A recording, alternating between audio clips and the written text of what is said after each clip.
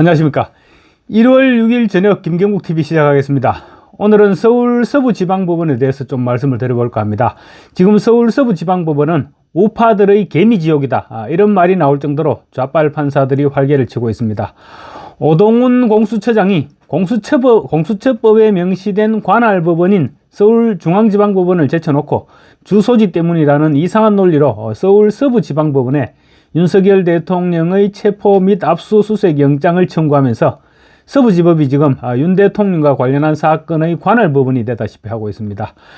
서부지법은 마포, 용산, 서대문, 은평구를 관할하는 법원입니다. 관저가 있는 한남동이 용산구에 속해 있기 때문에 공수처는 체포 영장을 서부지법에 청구했다, 이런 말도 안 되는 주장을 하고 있습니다. 그럼 주소지가 제주도면 제주법원에 청구할 것입니까? 공수처법에 공수처의 관할법원이 서울중앙지방법원으로 되어 있고, 내란죄 관련 혐의로 기소된 김용현 전 국방부 장관도 서울중앙지법에서 담당하고 있습니다. 그런데 공수처는 윤 대통령에 대한 체포영장을 서부지법에 따로 떼어서 서부지법에 신청을 했습니다. 오동훈 공수처장의 성향과 연결시키지 않을 수 없습니다. 오동훈은 판사 시절 국제인권법 연구회 소속이었습니다. 법원 내 좌파 판사들의 모임이죠. 공수처가 영장을 청구할 당시 서부지법의 영장전담 판사는 우리법 연구회 출신인 이순형 판사입니다. 이순형 판사는 전북 무주 출신으로 전북 상산고와 서울대를 졸업했습니다. 잠깐 우리법 연구회와 국제인권법 연구회의 관계부터 살펴보면, 국제인권법 연구회는 사실상 우리법 연구회의 후신격입니다. 법원 내 좌파 성향 판사들의 모임인 우리법 연구회가 판사들의 정치사조직이다, 이런 지적을 받고 비판을 받게 되자 해체되면서 국제인권법 연구회가 만들어졌습니다. 우리법 연구회 소속 판사들이 대거 회원으로 등록했고, 김명수 전 대법원장이 초대 공동회장을 맡았습니다. 그 후 김명수 대법원장 재임 6년 내내 법원 내 주요 요직은 우리법 연구회와 국제인권법 연구회 소속 판사들이 약진을 했습니다. 그래서 법조계 내부의 하나회다, 이런 지적을 받기도 했습니다. 오동훈 공수처장과 이순형 영장전담 판사는 그런 국제인권법 연구회와 우리법 연구회 소속이라는 그런 연결고리가 있었고, 그래서 오동훈은 무리하게 서부지법으로 영장을 청구했던 것으로 볼 수밖에 없습니다. 사실 오동훈은 판사 출신이기 때문에 제대로 된 수사를 한 번도 해보지 못한 상태에서 공수처장을 맡았습니다. 윤석열 정권 초반 검사 출신들에 대한 거부감이, 검사 출신들이 워낙 요직에 많이 기용되다 보니까 인사 때마다 검사 출신이냐, 이런 비판들이 많았었죠. 그래서 선택했던 것이 판사 출신인 오동훈 공수처장이었는데 결과적으로 엄청난 실책이었던 것입니다. 오동훈의 성향도 문제지만 한 번도 수사를 담당해보지 않았던 사람이 공수처장을 맡다 보니까 제대로 된 결과물을 내놓을 수가 없었습니다. 그래서 이번에도 무리해서라도 대통령을 체포하겠다, 이렇게 덤벼들었고, 체포영장을 발부받을 자신이 없으니까 우리법 연구회 소속인 이순영이 있던 서부지법으로 영장을 들이밀었던 것입니다. 이순영은 영장을 발부했을 뿐만 아니라 심지어 영장 집행 과정에서 형사소송법 110조와 111조의 영향을 받지 않는다는 그런 조항까지 적시해 줬습니다. 판사가 법조항의 적용을 배제시킨 것은 명백한 월권이라고 할 수 있죠.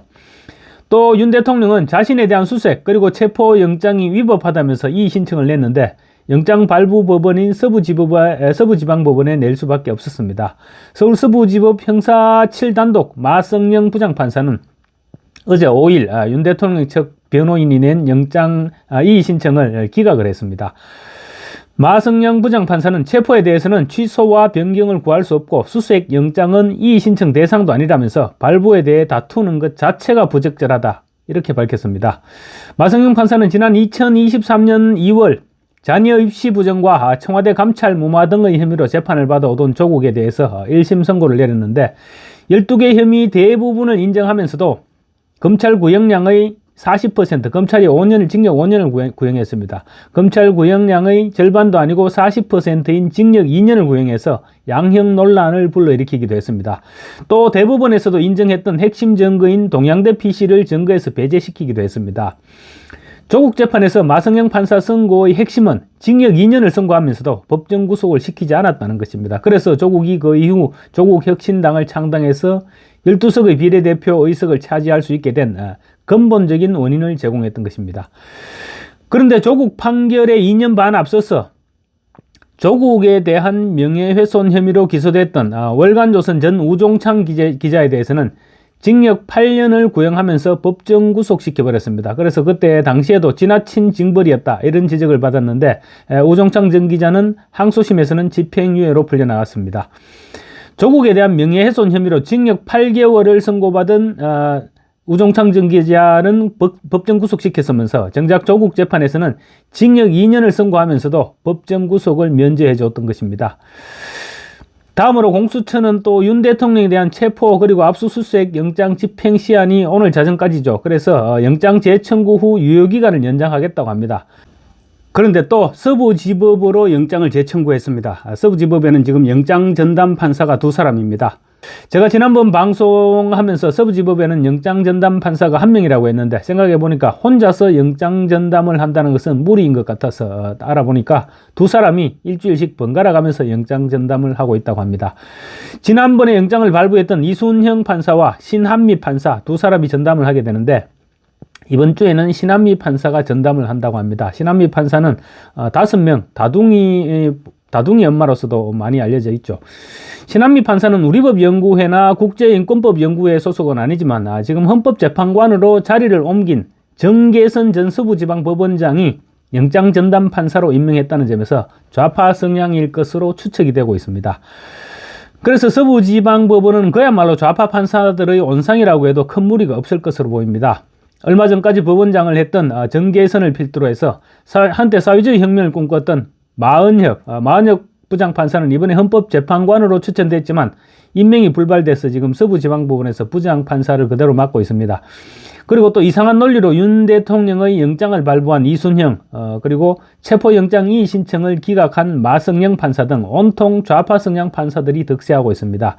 이번에 아마도 공수처는 분명히 서부지법으로 영장을 재청구할 것으로 보이는데 신한미 판사가 또다시 영장을 발부해 준다면 그야말로 서부지법은 우파들의 개미지옥이 되는 셈입니다. 그러다 보니 문재인의 딸 문다혜의 음주운전 사건과 영등포 불법 숙박업 사건을 수사하고 있는 서울 서부지검이 문다혜의 제주도 불법 숙박업 사건까지 이첩받은 사실에 대해서도 사람들이 곱지 않은 시선을 보내고 있습니다.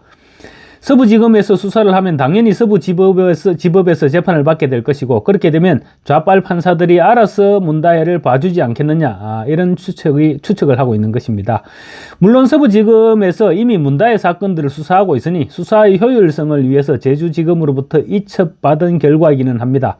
그렇지만 서부지방법원의 공정성이 워낙에 지금 의심을 받는 상황이 되다 보니까 이런 부분까지 사람들이 의혹의 눈길을 보내고 있는 것입니다. 그리고 공수처가 서부지법에 윤 대통령의 영장을 청구한 그런 논리라면 문다혜의 제주도 불법 숙박업 사건을 굳이 서부지검에 이첩시킬 필요가 없다는 주장도 가능합니다. 이러니 네티즌들은 서부지법은 좌빨들의 하이브, 그러니까 좌빨들의 소굴이 아니냐 이렇게까지 말하고 있는 것입니다. 이딴 정치성 판결로 서부지법 때문에 사법부의 신뢰가 지금 바닥으로 추락하고 있다는 비판을 자초하고 있는데 이대로 방치하면 사법부의 공정성이 더 크게 훼손되지 않을까 싶습니다. 특히 이순영 판사에 대해서는 탄핵을 추진해야 된다 이런 목소리가 높아지는 등 여러 가지 비난이 쏟아지고 있습니다. 조희대 대법원장이 신속하게 교통정리를 해야 될 필요가 있지 않을까 싶습니다. 감사합니다.